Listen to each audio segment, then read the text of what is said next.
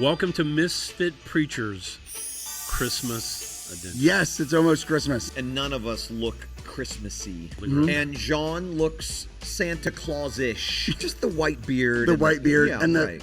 green monkeys, I got it. Jim Carrey's Grinch is brilliant.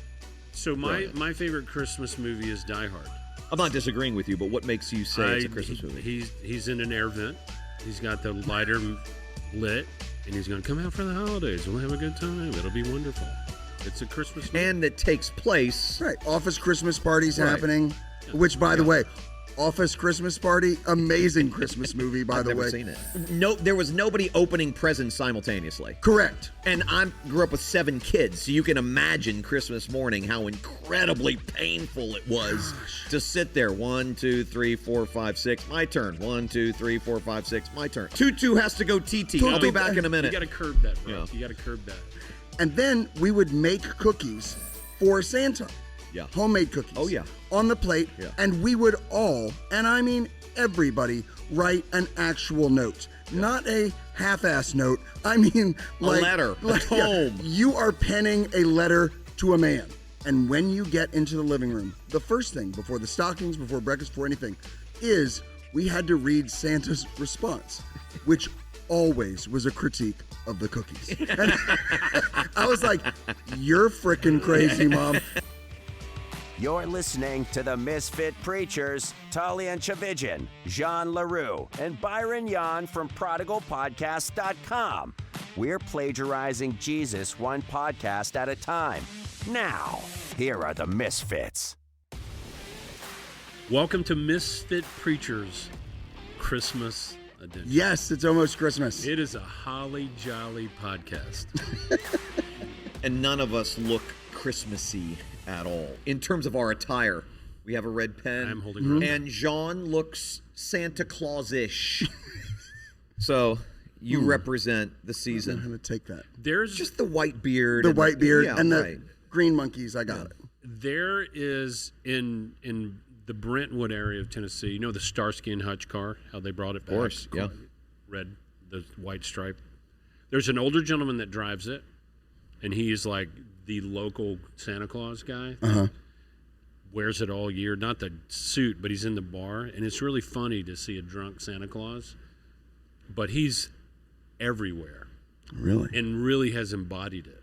What makes him the town Santa Claus? Does he dress in a Santa Claus outfit, or he just has the beard and the hair? He's just, it's his identity now. He doesn't wear the suit, but it's the hair and the beard and a hat that usually has something to do with Christmas on it. So he's owning it. Year round. Yeah. I don't know what that illness is called, but he's got it. Like got didn't it. graze him, hit him head on. Yeah. And Merry Christmas. Merry Christmas, Merry Santa. Christmas to you guys. Brentwood Santa, if you're watching, Imagine sleigh bells. Somewhere in the background. that would be solid. You hear them? Yeah, I can hear. Kind of. I can hear them. So, guys, it's great to be with you. I am with none other than Tullian Chavijan and Jean LaRue, whom I love very much. And when I think of Christmas, I think of them. You're so kind.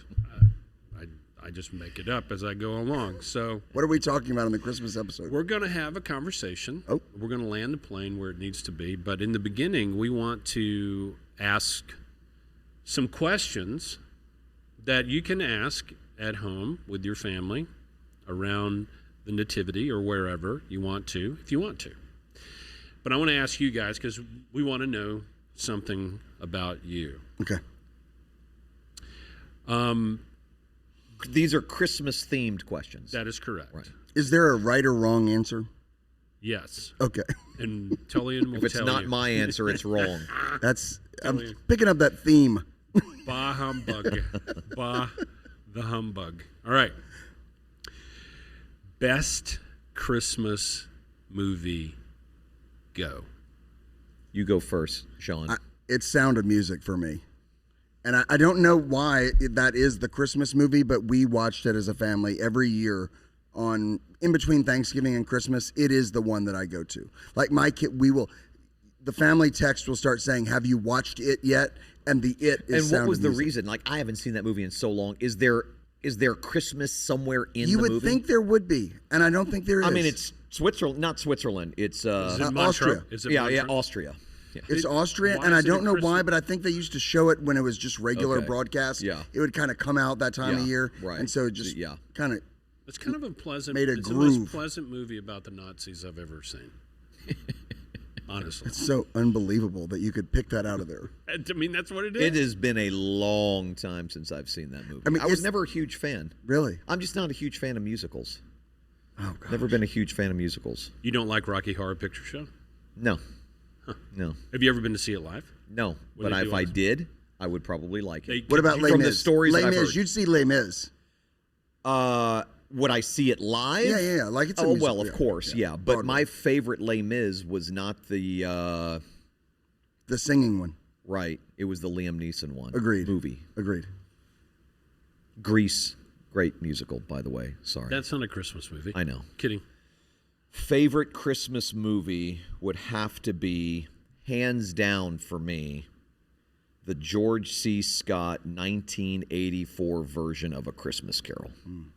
It's my all-time favorite. I will say this, starting the day after Thanksgiving. No, excuse me.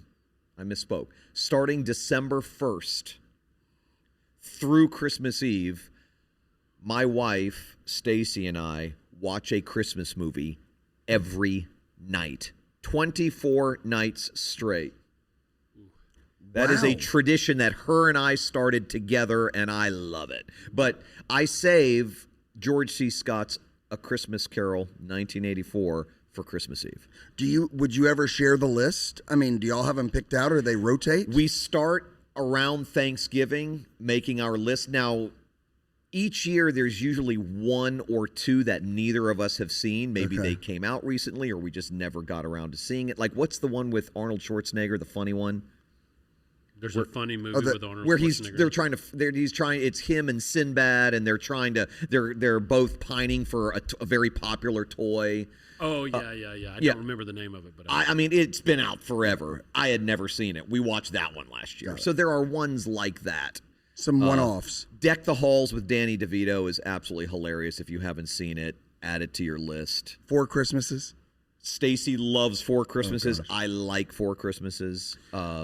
I like, what's the movie, this isn't my favorite, but with Bill Murray when they go back and do the, Yeah, they do the Christmas Carol. Scrooged. Yeah. dude, Good movie. Bill Murray, off the rails. so good. And then Jim Carrey's as well is good. Jim Carrey's Grinch is brilliant. So Brilliant. my favorite Christmas movie is Die Hard. 1. Yes. Yeah. Because people say it's not, and it is. Yeah. Because what makes you say it's a... I'm not disagreeing with you, but what makes you say it's a Christmas movie? He's in an air vent. He's got the lighter lit, and he's going to come out for the holidays. We'll have a good time. It'll be wonderful. It's a Christmas movie. And it takes place... Right. Office Christmas parties Right. happening. Which, by the way, Office Christmas Party, amazing Christmas movie, by I've the never way. seen it. You're kidding me. I don't think I've seen it. This you year. know, I might, All right, I'm adding it to the list. Put it in We the need one-off. some new ones. It's off the rails. Yeah. At we some need- point, we asked the question of best action movie. I said John Wick. and then just underneath that, Bourne, right up there close as Die Hard. It was a genre maker changer. I love those kind of movies. What about So the Predator, Commando, all things Schwarzenegger. I like the first Predator, and then they just First Blood, Predator the very first Universe, Rambo. Predator Kids. That What'd we you didn't say? think of that one. First Blood, the very first Rambo. Rambo. Not the second and third Rambo, but the first Blood, The guy who plays the commander the commander. in the First Blood, the guy in the tent that they bring down to Yeah, like, Richard Crenna. Gosh, man, I'm impressed. Unbelievable. Who was the sheriff hunting him down? Who was Brian the Dennehy. Come Brian on, dude. Dennehy. I love Dennehy. Dude, he was amazing. Did you like the Rockford Files as well? Not so much. He lived in a trailer on the beach, bro. It was fantastic. Brian Dennehy? No, the guy Rockford, who played Jim Rockford. Jim Rockford. Oh. Random. But the thing, if you ever use the expression barrel chested, he's barrel chested. It's Dennehy. Brian Dennehy. Brian Dennehy. Look it up in the dictionary. All right. Who was also Chris Farley's father in Tommy Boy. Yes, he was. And who was Chris Classic. Farley's stepmother in Tommy Boy. Come on. Bo Derek, 10. All right. Who was his stepbrother? David Spade? No. David Spade was his partner. No, that's yes, that's Tommy correct. Boy. St. Elmo's Fire.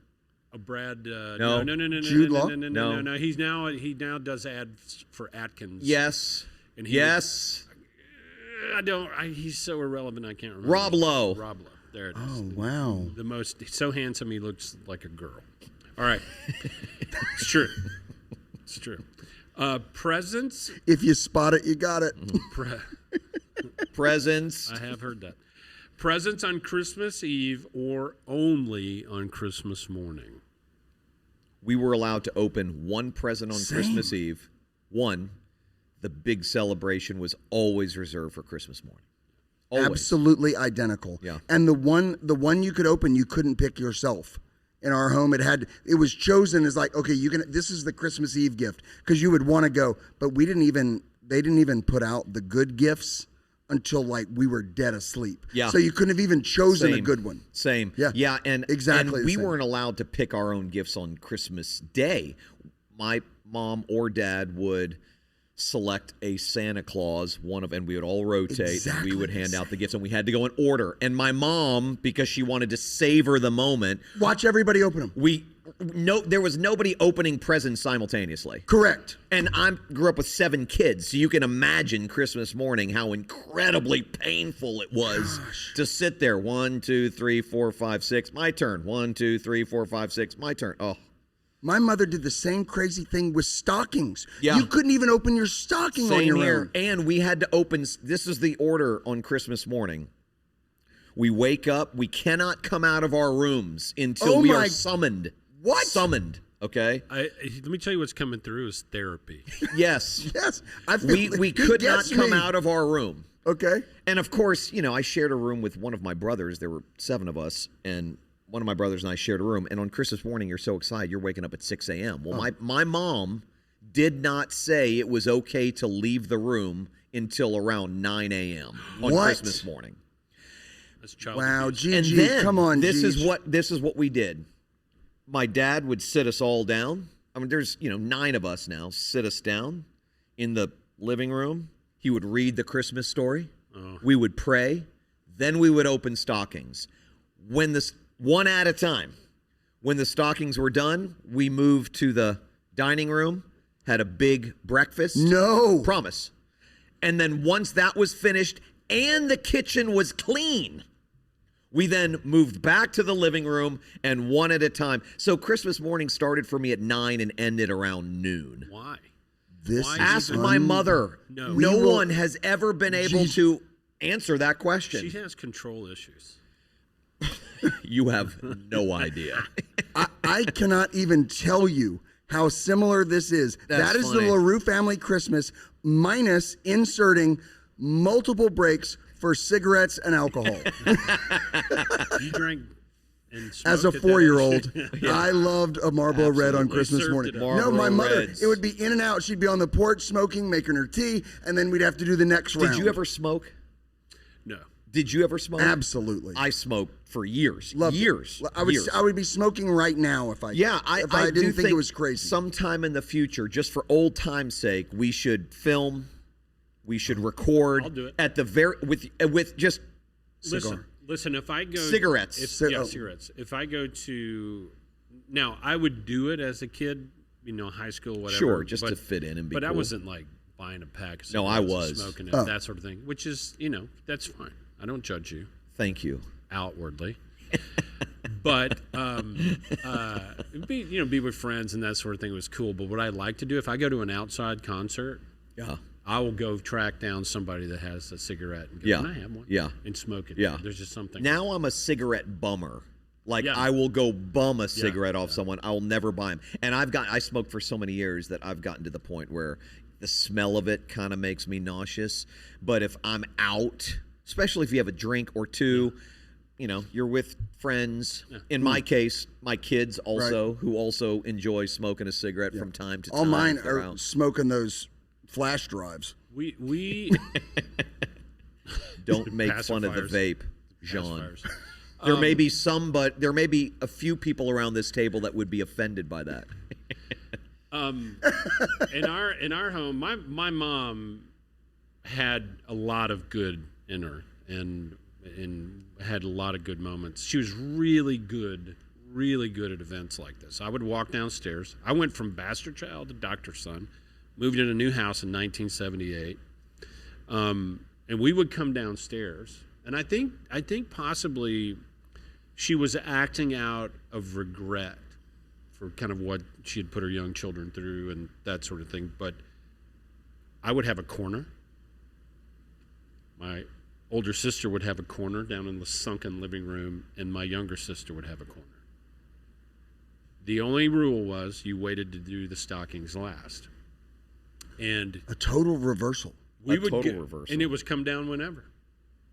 But you could come down and look at everything and get excited about everything, but all your siblings had to be up. So the first one up was like elbow in the head to the kid in the bed. So what time does this fiasco begin? Oh, we'd 7. And then we would go downstairs and everybody would sit at their pyramid and open. Just at the same time. And my dad, Victor, and mom, Debbie, which is what I called them, would just sit there on the couch and drink coffee and watch all the festivities unfold. Wow. My mom always tried to buy me clothes, and I kind of dressed like I do now. And the moment she said, "I bought that for you because I thought it was cute," Game over. Cute is a kill word.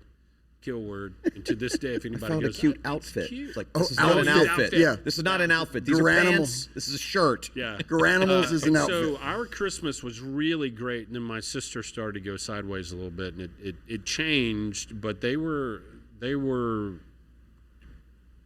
I mean, my parents, they'd say, "You can open a gift on Christmas Eve," and then be like, "How about 2?" Really? Like, sure.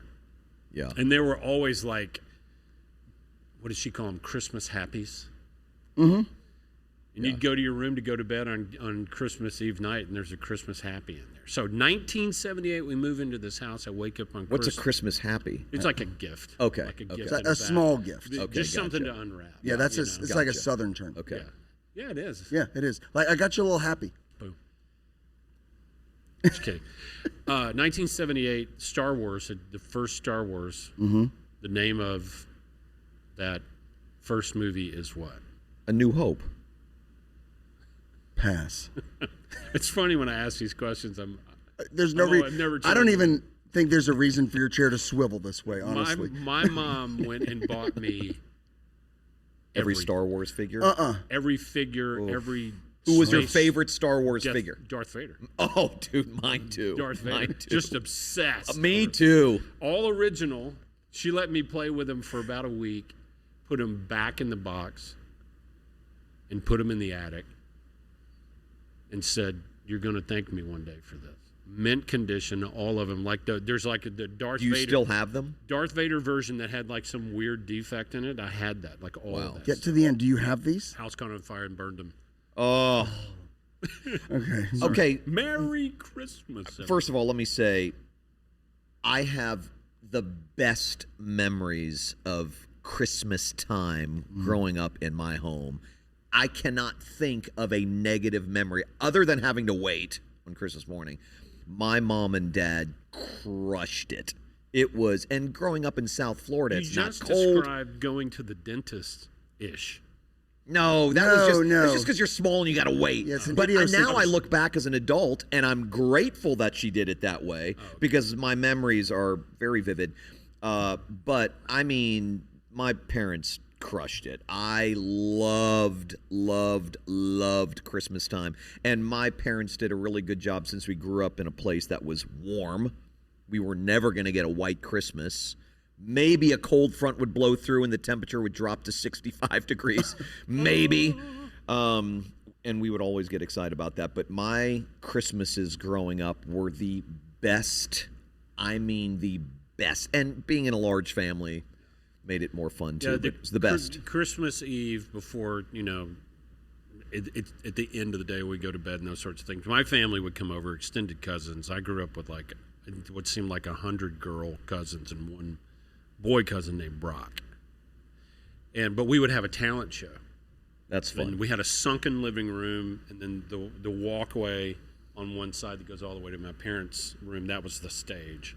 And my dad was a bird hunter. He was a quail hunter. We raised Brittany Spaniels and Kindles. We didn't raise them, but he was invested in them. And so every year he would do the same talent, which was a quail call. He would do I can't do it. I'm not even going to attempt to do it, but he'd do it with his hands.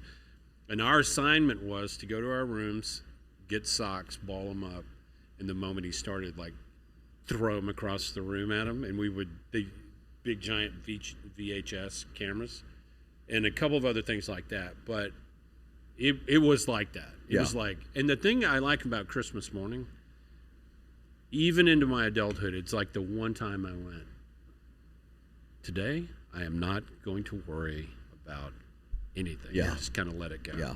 It was, what is the most beautiful place you ever spent a Christmas morning? Oh.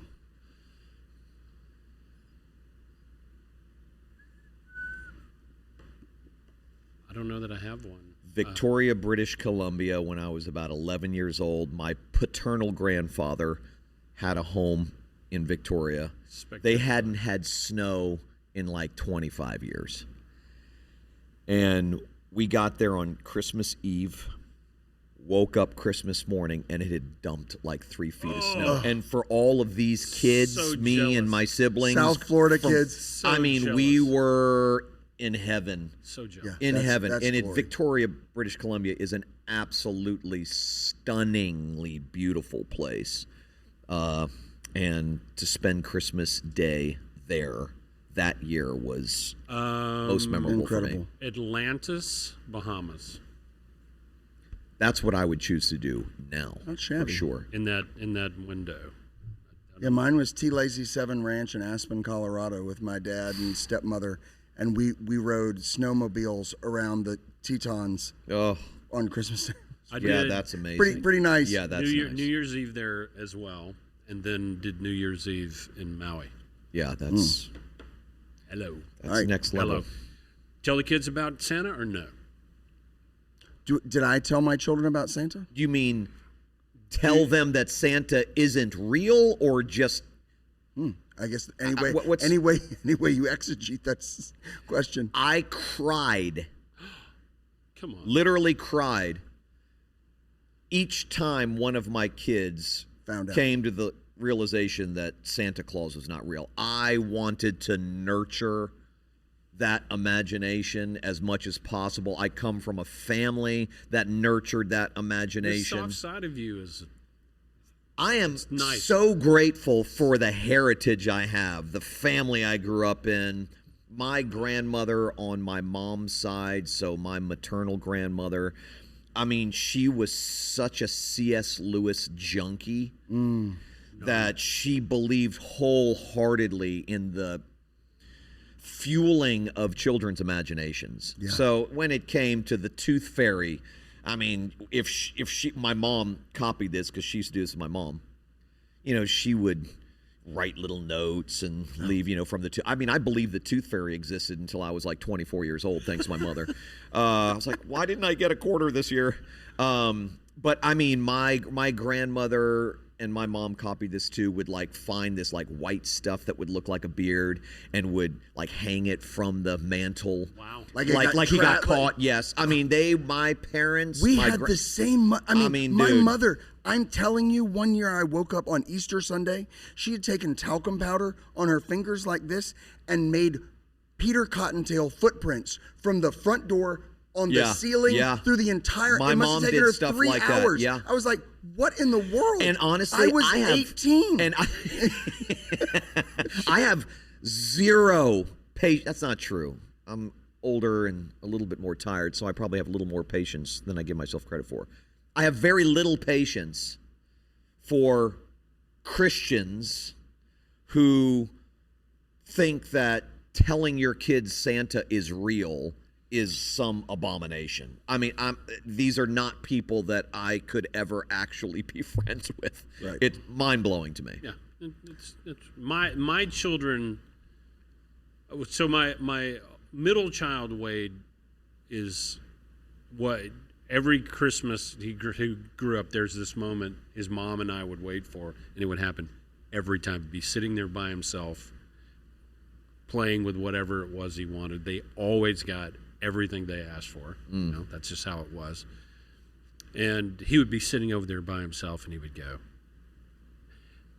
"This is the best Christmas ever." He would say it. So nowadays, you just go, "Hey, Wade, say it." And he goes, "Best Christmas ever." I love it. Dad. But That's awesome. he's the one that you didn't want to tell Santa wasn't real. Blake, he's like 5 going, "Dad, come on." Well, all that means Dad, is that come you on. guys did a terrible job of Parenting? fueling the Imagination. imagination. What's the matter with you? I was never into Christian fantasy literature. Never into Christian. We were strict, What? We were strict capitalists, bro. It's like, give me the goods. Give me the goods. And You are artistic. yeah. I am too, in certain ways. And art thrives on the imagination, the cultivation of imagination. Understood. So you have an imagination, I and you imagine- appreciate it. Yes. You just I would have thought that I- you would have wanted your kids to believe in, even if my 5-year-old said, "Come on, Dad," I'd be like, "What are you kidding me?" I would come up with an entire apologetic for the reality of Santa Claus. My mom read romance novels and smoked extra long Virginia Slims. So there was no fantasy. no imagination Yeah, happening. there there. was not I wasn't raised in a Christian home at all. Yeah. So, I mean, my kids have a love for outlaw country, classic rock and roll, good food, good drink, and none of that nostalgia. But what's interesting is that many Christian people out there who are parents feel very strongly that cultivating this imagination for Santa Claus is wrong. That's my world. That Yeah. was the world that I Oh, lived yeah. in, and I was a misfit Yeah. mold breaker back then. Yeah. It's like, I mean, you know, listen, I'm gonna- let's throw Santa out the door with all the vaccines. I feel like Because it's all cultivating magic. But I feel like cultivating an imagination for Santa Claus is misfitish in the Christian world. No, I understand. Now, one of the things, this has nothing to do with Christmas, but it's kids. It's in this world. Like, it's in the... I want to give my Santa answer too before you move on to the next one. Oh, about the kids. Yeah, he didn't No, answer the you question. go. I just want to say before we go to the next question. Anyway, what was I saying? It's on this. Imagination thing. Imagination, kids believing in Santa. One of the things we did is, you know how your kids can't say a word or can't express something, so they say it in like a kid would, like G.I. Joes for Wade were G.I. Joes. Yeah. Oh, yeah. Yeah. We fostered that Yeah. until they Yes. were playing with friends at 13, and Shamed. the kid goes, "What are you talking Yeah. about?" We loved it. Like Wade would be in the bathtub, and he wouldn't want to get out because he's having a good time. And he would say, few four minutes," rather than a few more minutes. Few 4 minutes, Dad. My oldest son, Gabe, thought the word fever, when you get sick, was feather until he was probably 10 years old. It's the greatest thing. I love At least it. 10 years And we old. were like, "Don't correct him. Don't correct The him." F word in my home was not the typical F, F word. word. It was F-A-R-T. Hate that word. Don't say it. Do you do it in public? Do you do it? Say the word? No, the Oh, action. come on. This is getting a little personal. So I hate that word, okay? I love mean, that you can't hear it. I hate it. I was And raised, so my kids grew up believing that that's the F word. You're and I would joking. call it the F word. So listen, this is a true story.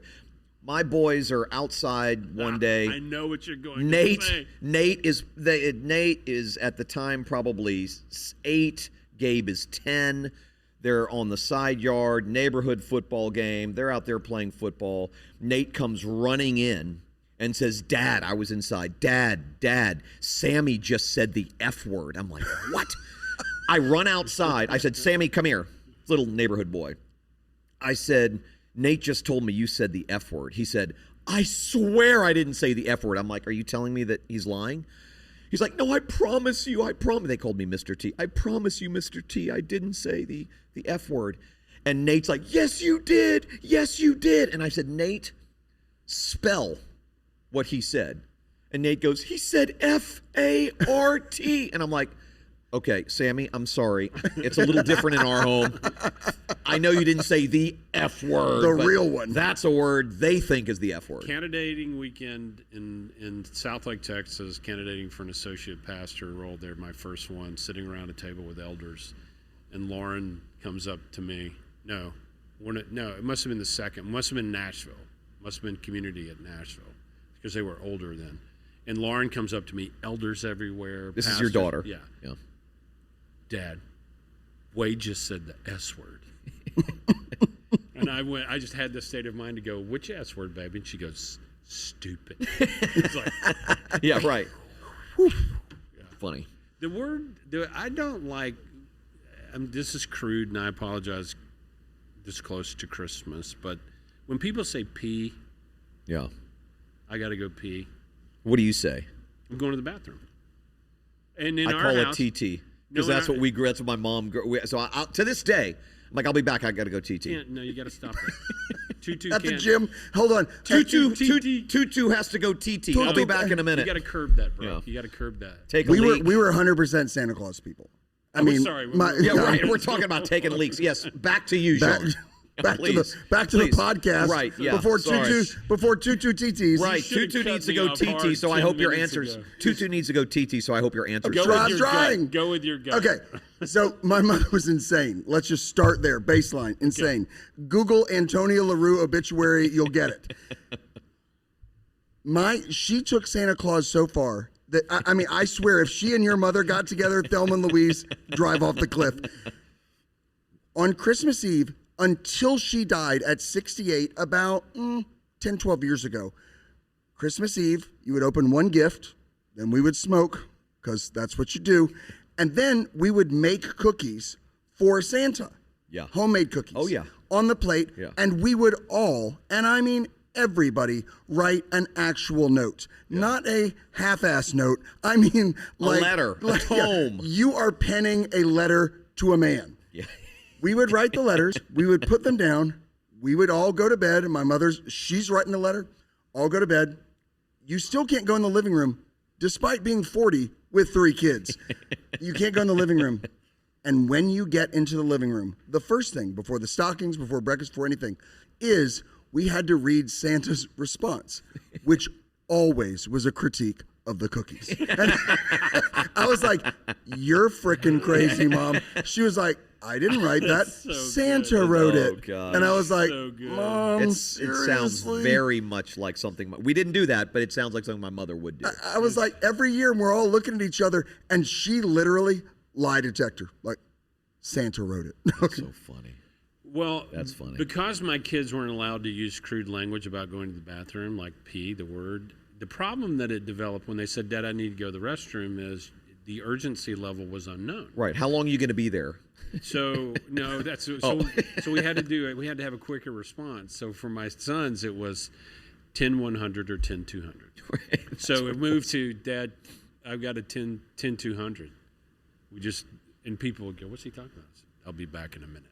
Or 10. You never know. Have you purchased all of your Christmas gifts yet?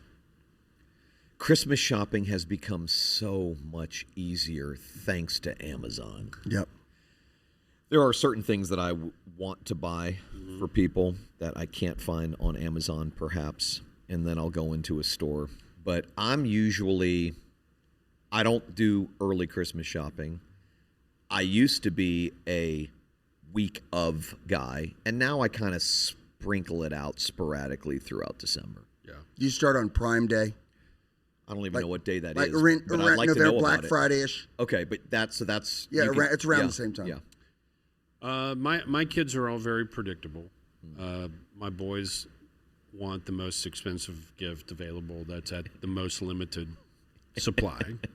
Electronics of some sort, games. Wade, it's a jersey of somebody, and he's getting at the age as a man. Can't wear another man's jersey with his name on the back of it. But he's in the window, so he's got some time.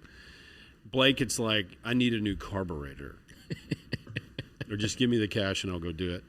And Lauren is like me. She's like, whatever. I'll love whatever you give me, that sort of thing. So I'll go down to the New Age store, get the candle she wants or the meditation pillow or whatever. Stream catcher. Don't mess with her. She'll curse you. But they're all very predictable in that way. And I always wait till the last minute. Yeah, I'm an all year guy. I'll start buying them. Smart. I wish I were. When I see things that like are somebody's thing, like one of my, I mean, I don't know about that Language of Love book, but gift giving, my mother, that was it, and I got it. Yeah. Like I'll see it. Like if you mention to me something that you like, and I happen to be in another country and I see it, it's for some reason stays in my head. I have a custom coffee mug at home that proves what you are saying is true about yourself. I marvel at that. I don't have that gift at all. And I've warned people in my life, if you know what I'm saying, that I suck at that. Yeah, we love it. Val and I we have Rubbermaid bins that we, each of the kids' names, and we are strict about even numbers and even cash value. That's good and smart. I am not shy about asking the primary people in my life, wife, kids, send me a list. Yeah. I want a list. I want it to be, I don't care how long it is, but I need direction here. And then I'll just sort of, my wife, Stacy, will go so far as to not only send me a list, but send me links, direct links. So I literally, shopping for Stacy's like, boom, boom, boom, boom, boom, boom, shopping cart, purchase. Do you buy your own gifts? You mean? Like, do you buy something for yourself from Santa that nobody else knew and you open it on Christmas morning and everybody knows you? I don't do that, but I have done that. Same. And the one thing I tell everybody in my life, never to buy me clothes. Yeah. I'm not going to wear, I've got to try it on most of the time. I'm picky about that stuff. So I just don't waste your time. Why make me take it back? Right. Just don't waste your time. Don't waste your time. I have a friend that's, and you've been to his home, that is he's like the drop king of shoes. He's like probably 4th or 5th in the country in the Nike Air Jordan collaboration, high-end, $11,000 pair of Nike shoes. I've seen this place. Yeah. And I saw a pair of shoes that cost $100,000, and I couldn't believe it. It's crazy. So I know a few pastors who own those. I'm just kidding. Down here, I was going to wear a pair that he gave me Preachers today. with sneakers. Sneaky preachers. Last year, he goes, hey, why don't I give your kids some shoes? Like some Jordans for... Wow. It was spectacular. That's and awesome. In the mix was Travis Scott collaboration. Yeah. They're phenomenal. Anyway, it was great. It was a great Christmas. I like the shoes you're wearing today. You know what they are? Yeah, they're Stan Smiths? The old Stan Smiths, like the original Stan Smiths. Very first pair of sneakers as a kid when I came into my own. Mom take me to the shoe store. I wasn't using the ones with the things that light up on the right. wrist. No. I want those. That is a minimalist's shoe right there, and I love it. That's me. So, thanks, guys. We got insight. Yep. Tell me, and the listener, personally, what brings you the greatest joy around the Christmas season? Now, having said that, and we should address this at some point, there are a lot of people out there, and probably we're some of these, that the holiday seasons are tough. So we as we're talking about this, we don't want to ignore that, and we'll address that. But around the table, and we're really talking about nostalgia here. We could be talking about theology. It doesn't matter. There's no wrong answer here. What brings you the most joy around Christmas time or Christmas? Yeah. I mean, it really, last year for the first time, and we mentioned on a previous episode, or I maybe we're just talking about The Chosen, but we sat down and rather than reading the Christmas story this year, we watched the Birth of Christ episode of The Chosen. Yeah. And I'm telling you, we could barely, it was like, okay, it was unbelievable. And so I think for me, it really is, I really do try and be intentional on that day going, okay, like I need to get this really, really front and center in my head because the story of God moving toward us in that is so unbelievable to me. What do you mean, God moving? When I think about what I'm like, and you give me the right amount of anonymity, money, freedom, I'll do any. This heart will run into the darkest places you could find. And in order to rescue me from me, I mean, that's the Christmas story, right? God took on flesh so that he might live the perfect life that I couldn't live. I mean, I remember telling somebody one time, I said, you've got to reconcile the fact that Christmas and Easter were not on the same day. Because baby Jesus was as sinless, his blood was as perfect, but he lived a life to earn the Father's affection. And that started on Christmas. I like that. It's like there's a reason he was born and lived 33 years. Yeah, and didn't leave the next day. As Luke says, he was circumcised on the 8th day in accordance with the law. I have come not to abolish the law, but to fulfill it. Amen. Yeah, I mean, piggybacking on that idea, I think the event of the Incarnation, the first Christmas, sums up everything we're about here. That it is our shit that summons God's grace and mercy. It's not our goodness and our cleanness that summons God's grace. It is our badness, our misfitness, our screwed upness that summons God's amazing grace. And I think that's incredibly powerful. I think for me, these days, this is going to sound far less spiritual. And your answer was spot on. Watching my grandkids open up presents, man. I could give a rat's ass what I get on Christmas Day. God is my witness.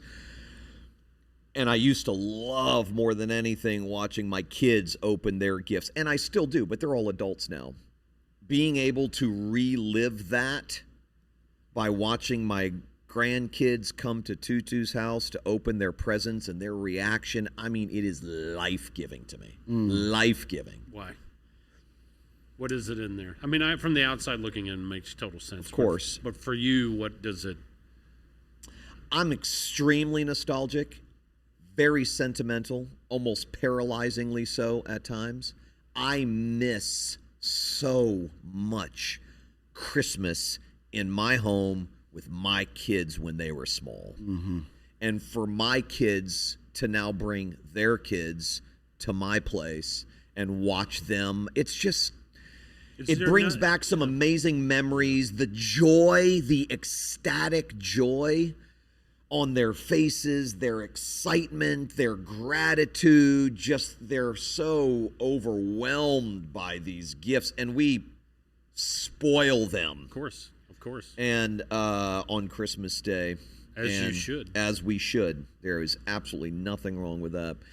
Yeah, I think about the last 2 Christmases in particular, and I have videos on my phone of my 2 oldest grandsons opening up presents from Tutu and TC, what they call Stacy. They call her what? TC, because that's Mason, my oldest, who's now 9. He couldn't say Stacy when he was. He only knows me with Stacy. I love mispronounced grandparent names more than any other names. My mother wanted to be named grandmother. Yeah. And my niece said, she said Gigi. Yeah. And that was it. That was it. Yeah. Mason couldn't say Stacy, so he would say TC, and we thought, this sounds right. So cute. TC and Tutu. But watching them come over, I have videos on my phone of them falling over, running around. I mean, it's just, life is. There are things about getting older that are very, very difficult for me to accept. Very difficult.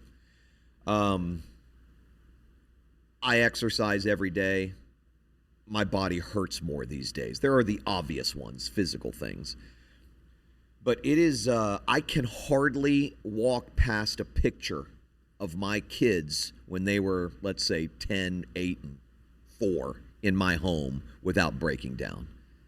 I can't, those moments are, the moments that we're in and the moments we will have, beautiful. Love them. But the moments that I've already experienced with them in particular, gone. It's forever. good to see this side of you. When you're describing this, I'm sure you relate. I can relate. Absolutely. There was making your kids just 110 proof happy in those spaces. There was always this innocence isn't going to be here all the time. Right. It's like when I pull up, if I drive 6 hours to go on vacation, pull up to the vacation home, very first thing I'm thinking about when I pull in is the time's going to go super fast. I'm going to be leaving in what feels like 10 minutes. Yes. Which is just I'm very aware of that how these my days. brain works. Yeah. And that's that with my kids. It was, you know what? Screw it. I'm all in. Yeah. Anything they want. Yeah. Right here, right now. Yeah. Protect it as long as you possibly See, but can. I don't think I appreciated how quick time passes when I was in my 30s, for instance. I mean, I'm in my early 50s now, having lost as much as I lost 10 years ago, realizing the preciousness and importance of moments. Yeah. And when I think about those precious, important moments, they almost always involve kids and grandkids. I was every always time. wired this way. And Yeah. I'm melancholy, Yeah. which isn't sadness, and it isn't depression, and it isn't Debbie Downer or Eeyore. It's really kind of the capacity to feel the moment. Yes. Yeah. So I would always say there are two types of people in the world. Those that you have to say, hey, quit staring at the Grand Canyon, we have to go. And those who look at it for about 5 minutes and head to the gift shop. Yeah. I'm the former. Yeah. Like there's something in here. Yeah. You know, so I was always, even as a kid, like I would sit around watching my parents or something and know there's a special moment here. I hope everyone. So when the kids came into the world, it was like It's game over. I just sat there and observed it. What's it for you? That thing that makes Christmas the thing. Well, I love theology. Not that that's unique to anyone. And I love the Christmas season from a theological perspective because it reminds me of the intricacies of the grace that we always talk about. So if you think about grace as a big grandfather clock, we're always pointing at the whole thing, you know, the clock, the apparatus, the grace. But if you open it up, there's some complexities that made that possible. So the way well said. So I like to think, you know, most of the people think that God sat down with a pen and a piece of paper and said, first I'm going to, first I'm going to, first I'm going to. But that can't be true. You know, there's not a linear, all things, all time, everywhere, all the time, so on and so forth. And so this is how I think of it in my mind. And I'm not going to go back farther than this, but when he determined to save sinners, what was necessary was instantaneously known and put into place. So as he imagined the clock happened and all the intricacies inside were there. And so think of things this way, and you guys can tell me to stop. If I look at the gospel and follow that backwards and reverse engineer it, it testifies to a triune God. It's the evidence of a triune God. There's no way that could have happened, Christ on earth dying for us, unless there was a triune being who determined to do that. You can't get away from those things. So the theology that comes out around the Christmas holidays, and particularly the Incarnation, his humanity was a necessary piece of the execution of grace, right? And you think of humanity, you think of deity. And his humanity was the bridge from earth, how's it go? Something Heaven along to the earth? lines. His deity brought him halfway from heaven to earth, and Are his you quoting humanity this song? matched that. No. Oh, I thought you were singing that song. Is there a song that goes that way? He came from heaven to earth to show us the way. Yeah, I don't know. I don't know about that. But Can I pause you for? You know I'm going to be singing that the rest of the day. Hey, can I pause you? Can I pause you for one Please second do, and ask you to because go I back? pick up the clock, take out the triune God, remember our audience, and say part of the clock was that God had to become man to take my place. Yeah. The other was too, it was too lofty. Yeah, I mean that's. But In other words, you're too smart. Thanks. Yeah, like you got to dumb it down for us. Well, I'm not dumbing it down in this moment because you asked me what I liked about Christmas. Dadgabbit. Anyway, you're right. But is it less followers? My point is, I don't normally talk this way out loud to people, especially you. And I like when this stuff comes up because I can sit and just frickin' nerd out, obsess about it, and it's infinitely great. So here's how it's dumbed down, right? Talk to me. Dumb it down to the frat boy. Jean, you love grace. I do. And you understand it well. I've experienced for the rest of your life, you will never, ever, ever plumb the depths of the details and the things that God did, the things that he put in place, even in your own personal history, to redeem you. And when you start looking at that, the particularity of it, even on the individual level, it is overwhelming. It is infinitely overwhelming. That he was here, that he had to grow up, that they fled at Christmas. And the story of the wise men and all those sorts of things, that whole scene of him having to run, and that humility in that moment, the fact that God himself incarnate as a helpless child saved me. The reason that I work at it that way is it helps me not take it for granted underneath all of the smells of candles and all the things that we eat and all the whatever it is. I just kind of sit there and marvel at, I don't think people understand how, of course they do, but we don't. I think you said it right a few minutes ago. I don't think we can understand. Never. Yeah. As finite, fallen humans, and I'm gonna say we know it's true. Yeah. We cannot comprehend it. Whatever the conception you have in your mind of who God the Father is right now, it's incomplete. Beyond infinitely there incomplete. There is a mystery on the other side of it that is incomprehensible. But that he loved me. Yeah. What's so interesting to me is Christianity has been marketed, for the most part, and marketed well, as this idea that we do for God, we perform for God, we obey God, we pursue holiness for God, we pursue godliness. It's all about a climb, always about an ascension on our part. And what I love about the Incarnation is it explodes that paradigm, explodes it, and says, this is not about your faithfulness, your goodness, your devotedness, or your climb. This is about God's goodness, God's devotedness, God's faithfulness, and God's descent. And he's descending into a dirty place because it's a dirty. He's not descending in spite of the fact that it's dirty. He's descending because it's dirty. And so it sets in motion. I think Christmas sort of sets in motion the divine pattern of God always climbing down onto the bathroom floor with us. 100%. And when we think that the Christian life is, or that the Christian faith is all about the Christian life getting better, stronger, cleaner, whatnot, we are in essence in those moments completely disregarding the fundamental beauty of the Incarnation. And Jesus loves me, this I know, for the Bible tells me so. Yeah. Is also there. But this is just my mind. I remember I preached a sermon on Christmas Eve every year, and it was always this. Let me show you another angle. So once the Grand Canyon. I love when you said the Grand Canyon, like just staring at it with your mouth gaped open. Without stopping at the gift shop on the way back to the car.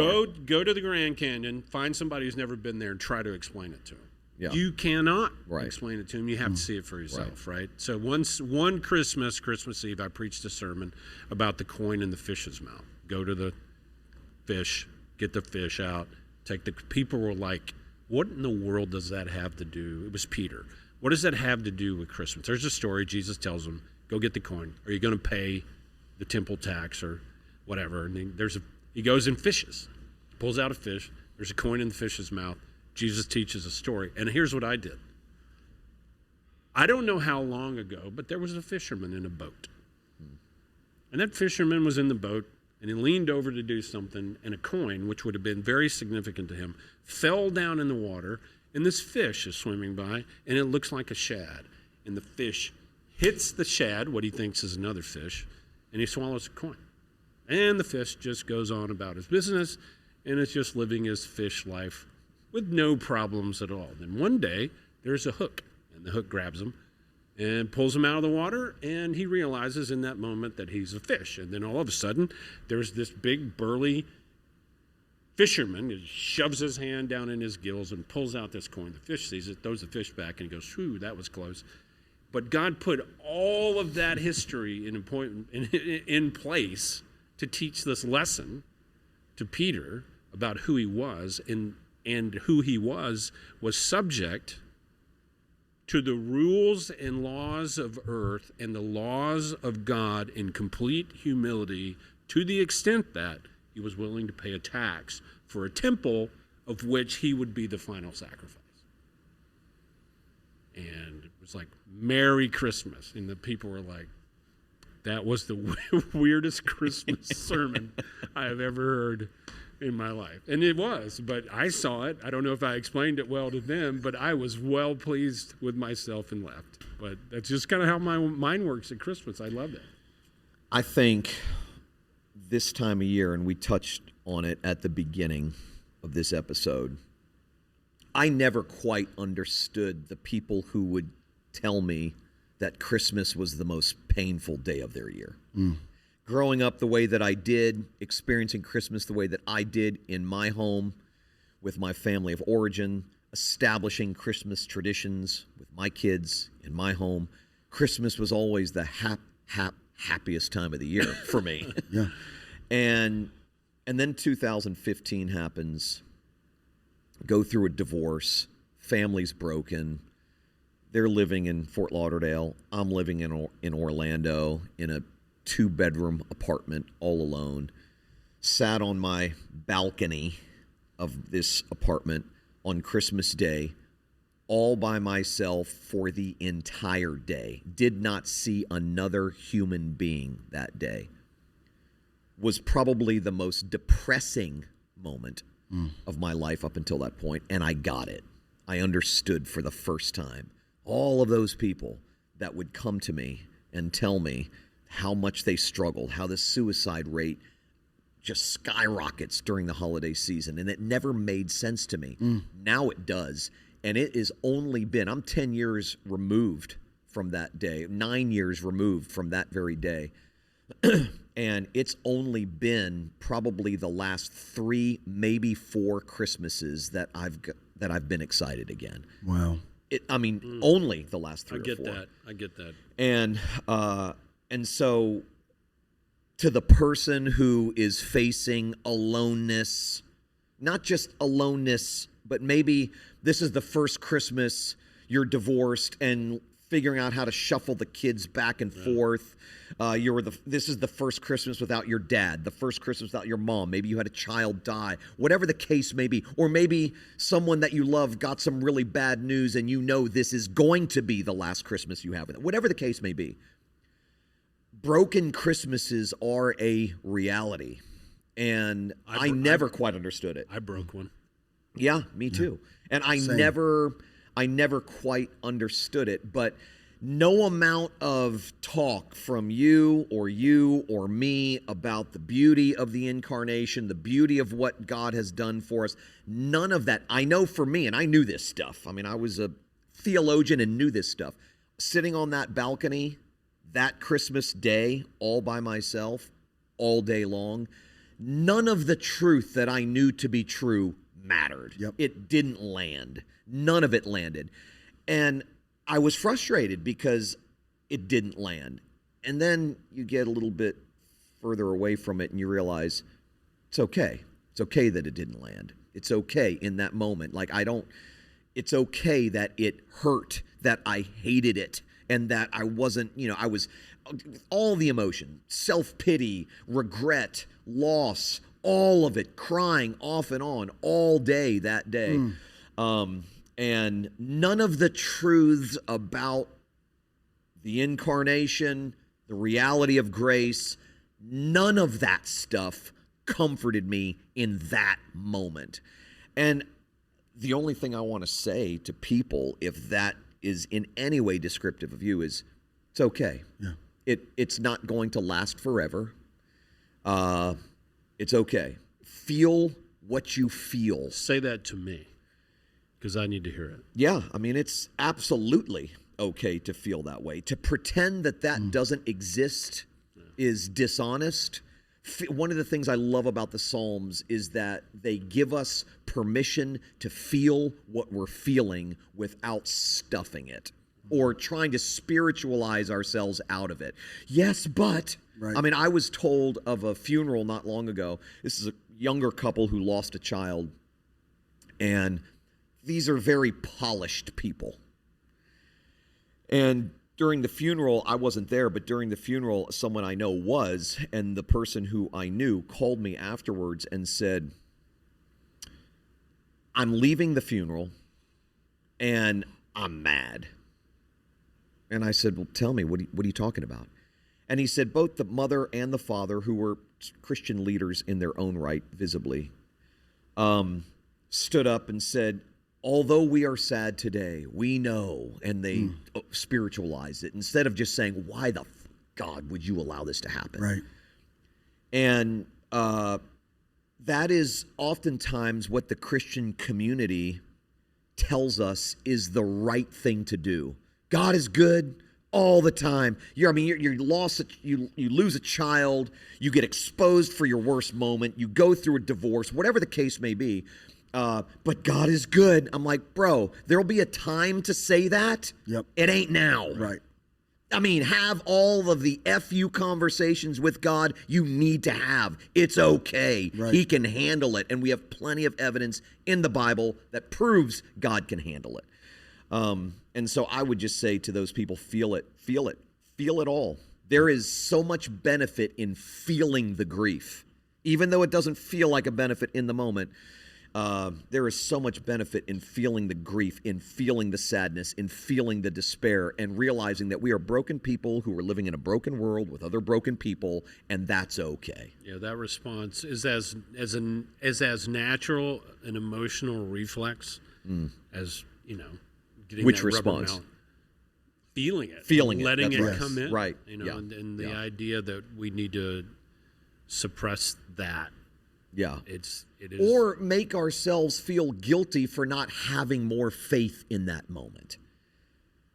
I mean, I don't even know what that means. I mean, like, yes, this is a terrible thing, but I should still be praising God in this moment.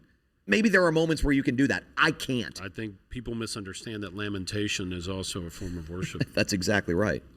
Yeah. Don't pretend the pain isn't there. It's real. And you can try to talk yourself out of it by saying, yeah, but in the grand scheme of things, this pain is so much smaller than, the pain that many people experience. And I'm like, bro, it's your pain. Feel it. Yeah. To you, this feels like the end of the world. Don't minimize it.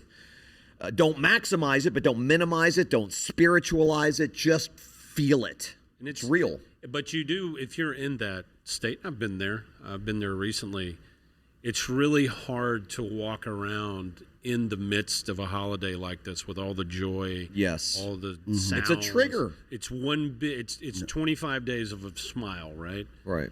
And you either put on the plastic and go with it, or you go, I'm done with that. I'm going to feel what I need to feel. I need to feel this right in this moment. It can be a huge challenge. And it's not even so much a conscious decision as much as I am feeling this. I am feeling this. It's not even like, okay, do I feel this or do I choose not to feel this or stuff it? It ain't going away. I mean, just that pain, that first Christmas for me, post crashing and burning, alone, I had established all of these traditions with the wife of my youth, for our family, for our kid. I was devastatingly sad. Devastatingly sad that day. Depressed in a way I had never felt before. And I look back now, and I don't ever want to experience a Christmas like that again, but I'm glad I experienced that one. You know, when you were talking, I mean, I know we're over. Sure. But when you were talking just now, the thought hit me that we do such a great job of addressing the broken parents or the divorce or all that. And literally when you were talking, I thought, and there are kids, children of divorce, who are sitting here today. When we bemoan as parents, Christmas isn't all in the place it was always supposed to be. And they're sitting there listening to this, and they're having to pick. Yeah, right. And here's the deal. It sucks. It does suck. It it's sucks. Never going to not suck. Right. Yeah. Period. And the reality of that is, of Christmas, for like, when you have to figure out how to get to your dad or get to your mom or work through the drama, you have a Father in heaven who came to you. Right. That's the story. Yeah, that's the story. That's At the end your of the day, story. that's the story. You're so right. My kids are like, Dad, why don't Mom and you and us just be together on Get Thanksgiving? over it. Yeah. And Mom and you and us be together on Christmas morning or whatever. And I'm saying, like, I'm open to it. Now, my ex-wife, Robin, is Christmas rock star. Yeah. In comparison, just suck. By comparison, I don't even know what Christmas is, that sort of thing. And so this last year, a year before last Christmas, I went, I'm going to give my kids a break. Mom's for Christmas Eve. I'll come over for Christmas morning and hang out. She's been so gracious to me. She said yes. And my kids have accepted everything. They understand everything now. They've processed through it. They'll limp for a while. But I never, ever, ever thought that could happen, and it happened. I went over on Christmas morning. A lot of the same traditions were there, same Christmas casserole for breakfast and those sort of things. But there was this really unique moment of peace in that space, in a full circle. And then I remember my ex-wife, Robin, go, don't think this is going to happen all the time. God bless you, Robin. Yeah, she holds the truth at Christmas. She holds her ground. But even in the midst of everything that I caused and the separation that happened as a result of that, there's just like, I'm testifying to what you're saying. It's not going to always be this way. No, it feels different now than it did for me. Now, some of my on Christmas is just kids have their own lives now. Yeah. They got their own people. They got their own lives. My son's got his own family. Yeah. And so it's quieter. But as I get older and more tired, I also am growing to appreciate quieter Christmases, to be honest with you. Well, thank you guys. We got to wrap. But we just want to say to the listener out there, we love you. Yeah. Yes. Merry Christmas. Merry Christmas. Merry Christmas. You've been listening to the Misfit Preachers. Like, subscribe, and share. More grace-centered resources at prodigalpodcasts.com. That's Prodigal, Prodigal, podcasts with an S.com.